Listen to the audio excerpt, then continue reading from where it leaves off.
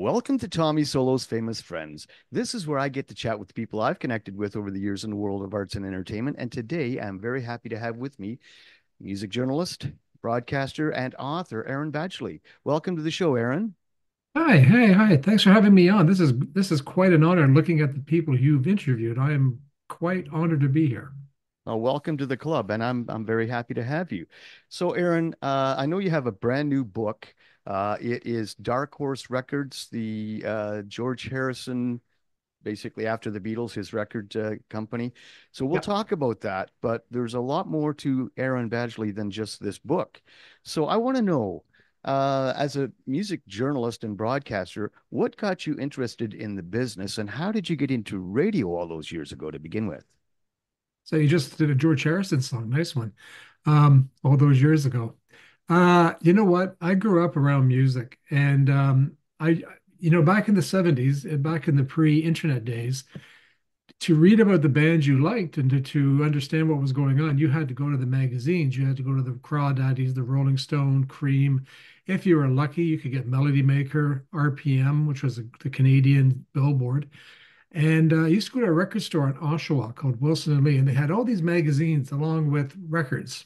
And I just devoured each and every magazine. And then I became a member of Wings Fun Club, and I used to get those monthly. Well, they weren't monthly. I guess they were quarterly newspapers from Paul McCartney and Wings. I just love music and I like talking about music. I can't play. I come from a very musical family. I have brothers who play music. One brother performs to this day, but I could write about it. And I got to the bug of writing. I read a book called The Beatles Illustrated Record, which I think every Beatle fan owns. Back in 74, it was kind of the Bible for a long time. And I thought, that's what I want to do. This is a great book. And I think I've gone through three copies. And then I went through three copies of Altogether Now, which is another story because that's like an iconic Beatle book that the author of which actually interviewed me. And I kept going, this is wrong. I should be interviewing you. Yes. This is so wrong, Wally. But anyways, so that's how I just, and the Beatles and music is, so I spent the first year of my life in hospital. And I had a nurse who was from Barbados, and I met her when I was like 18. And she said, you don't know this, but I used to walk around with you. I used to bring in tapes. They would send me from Barbados, ska and calypso. And she would play this reel to reel at her nursing station, and she would sit with me all the time. And she would have music playing. She goes, I'm not surprised you're in radio because you love music from the day you were born. So here I am. Wow.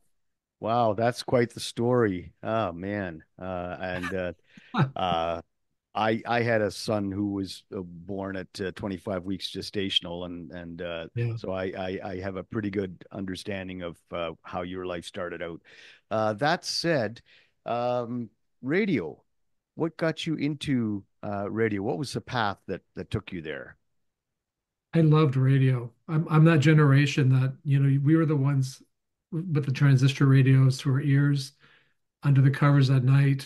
And radio was this really cool thing that I could, and back in those days, I sound like I'm 100 years old, but back in the 70s, living in Whitby, you'd get these skips so sometimes we get Chicago, sometimes we get Nashville, sometimes we get all these different stations from the States and Canada.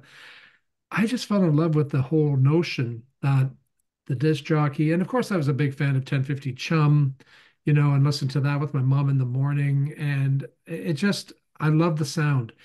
So when I became a teenager, I literally failed math in high school more times than I can count because I failed math. I can't count. And really, the guidance counselor at the time said you have two choices: factory work or maybe doing something in the arts because you're not completely inept there. So I went with the arts, and I went to Centennial College and I got in. But the funny thing is, I went in as film and TV. I was going to become the great Canadian director. I had all these ideas for movies, and but then I got into radio. I just thought, and as my teacher Don Graywood said, "You've got the face for radio, buddy." So Not quite ready for prime time, but yeah, polish up your vocal chops. exactly. But I mean, there was a time when radio really meant something, and you could make or break an artist. And I really loved the whole idea behind radio, and I listened to it night and day. I mean, I would always have the radio on. Still do. It drives my wife nuts, except now I can access stations from Ireland or Scotland, or sometimes I listen to this great station from Germany. She's like, why can we just have quiet? Nope. That's interesting. The internet has really changed all aspects of the entertainment industry. Yeah, Back, well, yeah, for sure. yeah, I mean it's really changed all aspects, and we've got other options now available like podcasting and so on. Yep. So I know that it didn't take you long before you moved up the ladder in radio. You were 19 when you started, and by 20 you were a production manager for a series of stations. So what exactly does a production manager do in radio? Well, I don't know what they do these days, but back then we did all the production for commercials, specialty radio shows. We made sure that the records got on the air. We did the charts. We did the playlists. We did every Friday was new music listening meeting with the station owner and what are we going to play and what aren't we going to play. So all that stuff, writing commercials. My first rock and roll production, though, or foray into music was I did a special on the Spoons, and they had just released their second album, and they were playing Oshawa, and I interviewed them. I put together an hour special. I thought it was the coolest thing since sliced bread that I got to do. I was John Peel for like 4 minutes, and that got me hooked on doing production, and that's what got me the full time gig. Was that the station owner, the station manager liked what I did, and I mean, I didn't think it was anything special, but there you go. And then I moved around stations and just kept learning, and then I started doing sound for my brother's bands and other bands in Durham region, sometimes in Peterborough, because he went to school there, you see. So I'd go and visit him, and oh, can you do the sound tonight? Sure. So that's that. Again, it kind of just I was really lucky that everything I was at a time when you didn't need um, I mean, like, I don't know what it's like today, but I don't think I could move up that quickly in 2024. And this was in the well, early 80s. And just there was lots of things kind of, there was a willingness to try and experiment back then that I don't think exists today. And you would know that too, right? Like when you listen to radio, like you don't have the same kind of diversity on the radio. Though I remember listening to 1050 Chum, and you might hear Buddy Holly and then the Bee Gees. Like it was all over the place, and I love that. But that's changed, right? So I don't know. I was lucky, just lucky, as Bing Crosby said, "Call me lucky." That's interesting. I'm actually a few years older than you are, and I often reminisce about the old days of AM radio when, as you kind of alluded to, one minute you'd be listening to Fleetwood Mac, and then it would Yeah, be Deep Purple right after, and then over to the Eagles. So it yeah. was a much more diverse palette of music back in those days, and everything really is kind of pigeonholed into one category or another now. That said, I know that there's a lot of factors that led up to this new book. Hmm. I suppose one is your fascination with the Beatles from a young age, and I know that you had a syndicated radio show all about the Beatles. Tell us about I that. did for 6 years. It was called Beatles Universe, and what I wanted to do in that show, and I worked with a guy named Eric Walker here in the city, and I used to say he's my George Martin because he made me sound good. I, we had a running gag. I would record my vocals. I'd say, okay, we'll take all the Alfred Hitchcock bits out because, so he made me sound reasonably intelligent. But the idea was to say to people, the hits, so we'll play a couple of the hits, but you might not know this song by Ringo Starr. Or you might not know this by Paul McCartney. You might not even know that Paul McCartney's on this Roy Harper album. You might not know that that's George playing acoustic guitar with, Jeff Healey, or you might. So I just really wanted to kind of open up the Beatles universe. And part of that was playing stuff on their respective labels. They owned Apple, Harrison owned Dark Horse, and Ringo had Ringo Records. I'll never forget, I got an email once from an artist on Ringo Records, and he wrote, "Did you actually play my song on your radio?" Yeah, I did. And he's like, "Oh, thank you. You're the first person." This was like 20 years after it had been released, maybe more. But I get kind of fixated with this whole notion that, a friend of mine said, "Well, Paul McCartney hasn't done anything really good since what? Wings Over America." And you're going, "No, Paul McCartney's done a lot of good stuff. So has Harrison, Ringo." whether you choose to listen to it, that's up to you. And so what I would do is I would mix the hits with the obscure stuff. I even played Pete Best, his solo records. And Hmm. I mean I'm in for the deep dive, and that's what I do kind of with my show that I currently have, is that I try to play a lot of diversity, play music that you might not hear on other radio stations. And it was a fascination to me. So that's a long answer. But I there's a lot of good music that's associated with the Beatles that people may not know. So, I was doing Eric was the greatest because he'd say, yeah, I don't know if we want to play this 12-minute raga. And I'm like, well, it's so he'd calm me down a bit, but Well, that's it was interesting. Wow. Yeah, it's when you're currently at CFRU in Guelph. Now that's campus radio, am I it right? is. Yeah, Yeah. so uh, I I envy those of you in the radio industry who can pick and choose what you play. And I know it used to be a lot more like that. God, even as recent as I think 2010, I remember walking into a Moose FM radio station in North Bay and Yeah. handing them a CD, and they started. I was on rotation on the Moose FM family of radio Nice. stations for about 2 years. That's And awesome. it was 2015 that we recorded the Introducing the Night Crew album. And I reached out and they said, well, now everything's corporate out of Vancouver. And I couldn't even get my foot in the door. So this is why I appreciate people like you, because now with campus radio, if I send you something and you like it, you can make the choice. It doesn't have to go up the channels and to corporate somewhere. So that's enviable. Now back to the book. Hmm. There's a lot of interesting facts in there, and there's obviously because it's George Harrison, there's a lot of people associated with the Dark Horse Records. But from what I understand from reading your book, this kind of was like the phoenix rising from the ashes of Apple. Would that be kind of accurate? So what? Yeah, 100%. Harrison and Starr actually wanted to keep Apple going, but by 73, there was a lot of lawsuits with Alan Klein. It was a mess. Apple had become a real, what is the line in the Rebels? It was a golden age for lawyers. And so the Harrison and Starr thought, look, we'll buy John and Paul out and we'll start from scratch and we'll keep Apple. The reason was he had a group called Splinter that he really liked, and he liked a song called Lonely Man. And he wanted to release it as a single on Apple, but Apple, as I said, was collapsing. So he got advice and said, well, why don't I start my own label? Leon Russell, who was a good friend of his, had a record label called Shelter Records. And he said, look, George, just, do your own thing. So Harrison did. And he struck a deal with A&M Records. Now, the thing was that Harrison was still signed to Capitol. So Harrison couldn't put his own stuff out on Dark Horse until after 75, which he did in 76. But he signed Splinter, and then he signed, of course, his good friend Ravi Shankar. And what amazed me when doing the research of the book, I talked to a member of Splinter that in 74 and 73, he spent 18 months working on the first Splinter album. He played multiple instruments, he produced it, he produced and was on the Ravi Shankar album. He produced and recorded Living in the Material World. Then he did Dark Horse.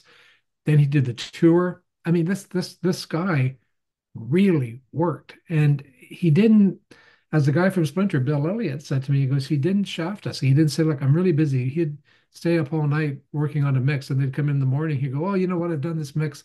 I'm going to go grab an hour's sleep before I go work on Shankar's album, that kind of thing, which is pretty cool. And, but yeah, it was the Phoenix rising from the ashes. And Ringo, of course, formed Ringo Records, which had less success, although a very colorful discography. If you ever want to go down a rabbit hole, check out some of the stuff on Ringo Records. And there was a group on there called Stormer that I think was about 10 years too early. They were pretty good, kind of heavy metal, hard rock. But anyways, I digress. Yeah, there was an obscure Ringo Starr album that I had, and I'm hard pressed to remember the name of it, but it featured Harry Nilsson and Can't Live Without You. It was it's like a vampire story Oh, on this Dracula, album. Son Sorry? of Dracula, Son of Dracula. Right. Yeah. Was that on Ringo Records? It was on, good question. It was on Rapple. Records, and there was a combination of RCA and Apple Records, so they formed Rapple. So you're Yeah, close. just reminded me of that album. I had that album, and I played it right through a couple of times, but I was just fascinated by Harry Nilsson's voice, and Oh, that guy had a love set of pipes like nobody. Um, Ravi Shankar. When I was in grade nine, which would have been 1974, I've always regretted that our social convener arranged for a bus tour to go from my hometown of North Bay to Toronto. And I'm not sure where the event was held, but it was the concert for Bangladesh, the Dark Horse thing. So I always regretted not having been able to go to that. But can you imagine, you know, uh, that must have been just something for people to see.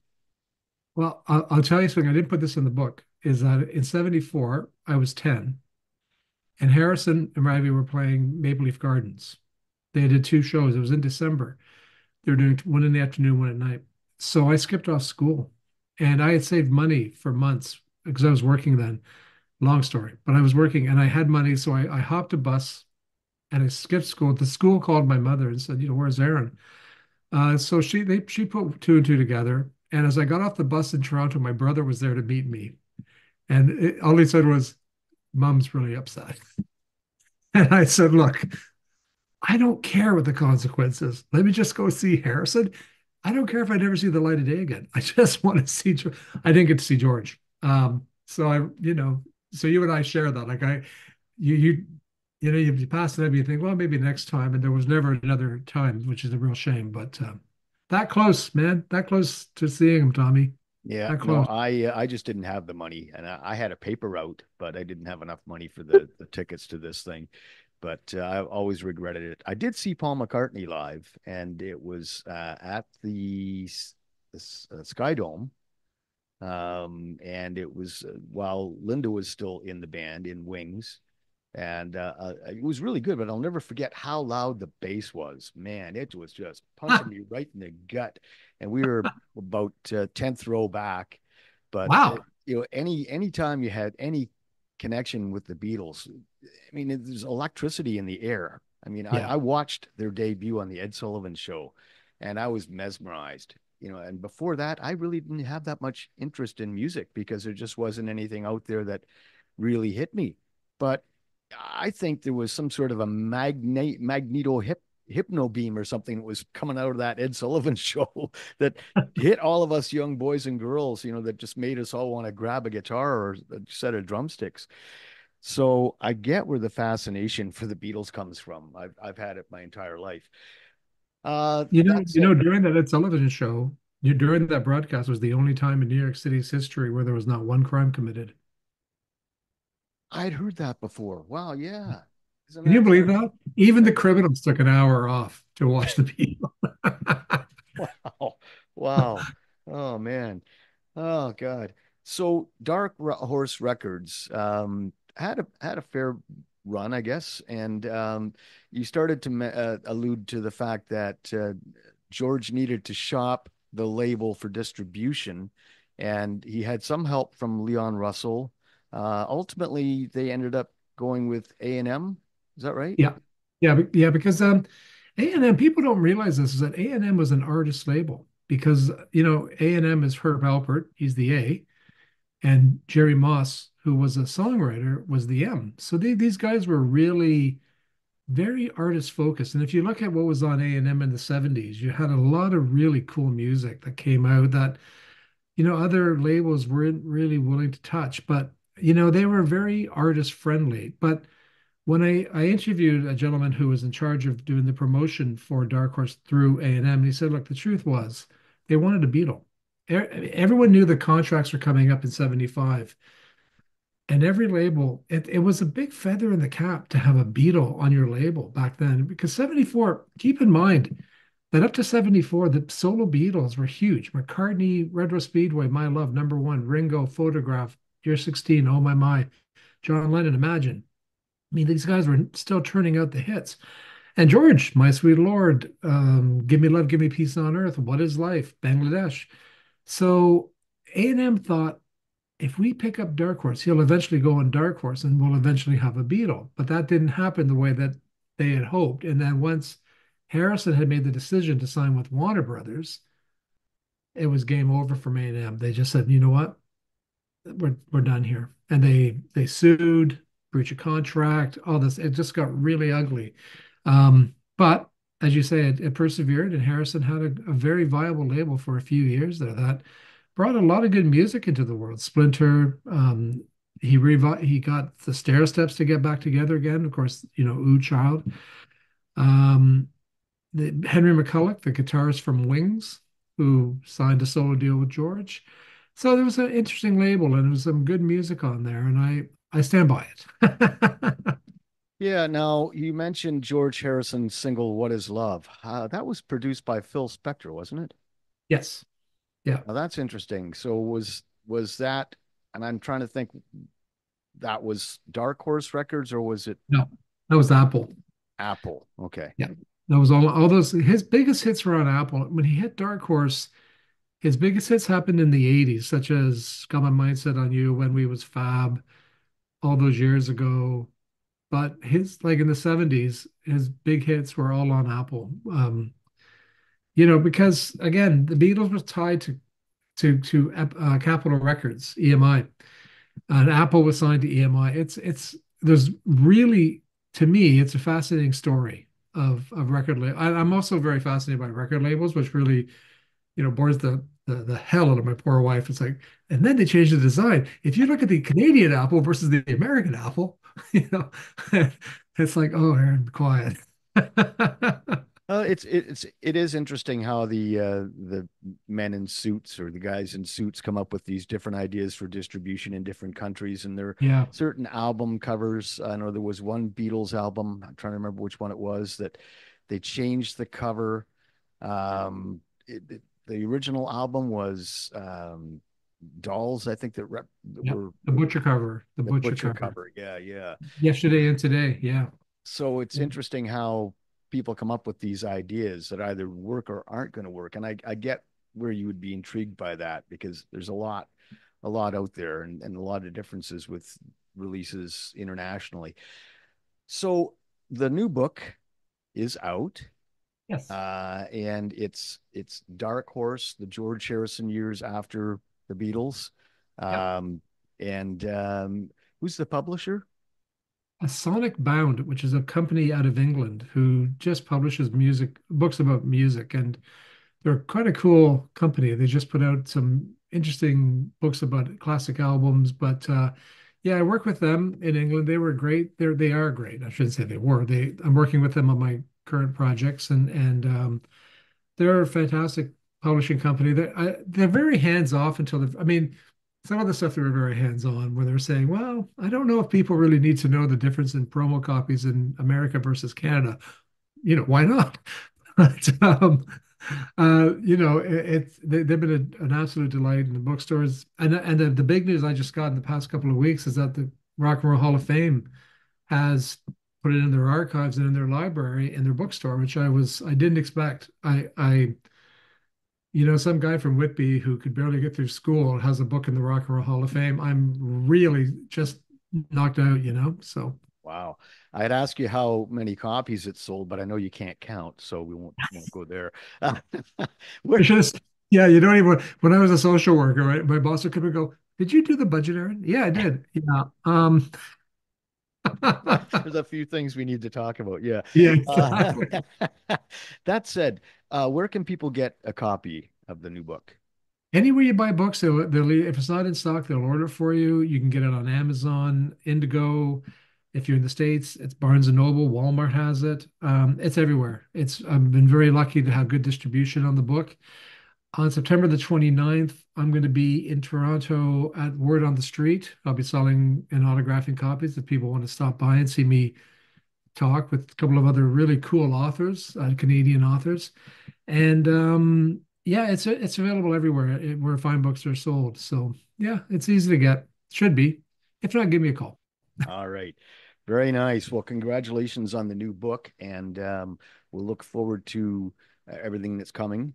So, speaking of that, what's next for you, Aaron? Well, I'm working on two books right now. One is a book on a Canadian band called Klaatu. Ah, That there's no book on Klaatu, and I've been very fortunate to talk to a couple of members, and I've got access to some pretty cool stuff. So I'm doing a book about Klaatu because that to me is a fascinating story. And then I'm doing a book on Ringo Starr strictly in the 70s, from 1970, January 1st, 1970, right up to December 31st, 1979. And I'm working on that. I got some cool interviews lined up about that. And so those two things I'm in progress, but I'm not moving too quickly these days. But that's what they're both fast. You know what happens, Tommy? You start doing the research and you just start going down these rabbit holes. But oh man. and Well, you know, the funny thing is the Klaatu and the Ringo book are actually linked because of Ringo Starr Good Day Vienna album. He appeared on the front cover as the character Klaatu from the film that'll be The Day the Earth Stood Still. And of course, Klaatu got their name from that film, and people that's part of where the rumors started that the Klaatu were actually the Beatles. And that's a fascinating time in history. absolutely. Well, this is all interesting and good stuff, and we're all going to be looking forward to the new material that's coming from you, Aaron. I want to thank you so much for taking the time out of your day to do this with me today. And until Thanks for next having time, me on. This has been a treat. You're great to talk with. Thanks a lot. well, I appreciate it. Until next time, cheers. Tommy Solo's Famous Friends is a one-man production, meaning that I've done all the work, including recording, editing, guest acquisition, etc. And hey, here's some news. We've just recently joined forces with 519 Magazine, so you can check out my interviews there as well. The theme song for Tommy Solo's Famous Friends is a clip from my original composition, The Burn, all rights reserved. If you enjoy the show and you'd like to help us keep it going, why don't you click on the Buy Me a Coffee link in the show notes. Hit the like button, subscribe, all that stuff. We really appreciate it. You can find me on Facebook and Instagram. And until next time, cheers.